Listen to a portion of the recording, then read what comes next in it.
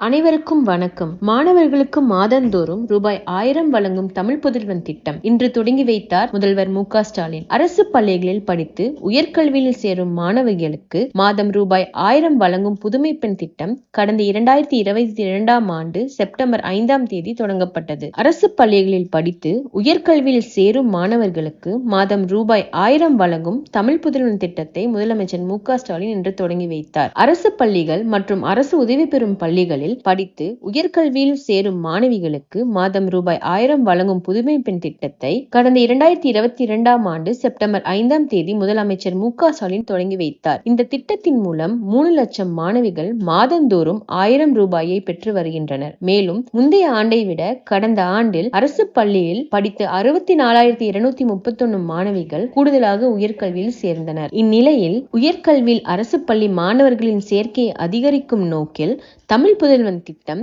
செயல்படுத்தப்படும் என்ற நடப்பாண்டின் நிதிநிலை அறிக்கையில் அறிவிக்கப்பட்டது. இதன்படி தமிழ் புதல்வன் திட்டத்தை கோவையில் முதலமைச்சர் மு.க.ஸ்டாலின் இன்று தொடங்கி வைத்தார். இந்த திட்டத்தின் மூலம் அரசு மற்றும் அரசு உதவி பெறும் பள்ளிகளில் தமிழ் வழியில் படித்து 12ஆம் வகுப்பில் தேர்ச்சி பெற்று கல்லூரிகளில் சேரும் 3,28,000 மாணவர்கள் மாதந்தோறும் ரூ.1000 பெறுவார்கள் என்று தமிழ்நாடு அரசு தெரிவித்துள்ளது. இந்த திட்டத்துக்கு 360 கோடி ரூபாயை இந்த ஆண்டில் தமிழ்நாடு அரசு ஒதுக்கியுள்ளது என்று சொன்னால் குறிப்பிடத்தக்கது.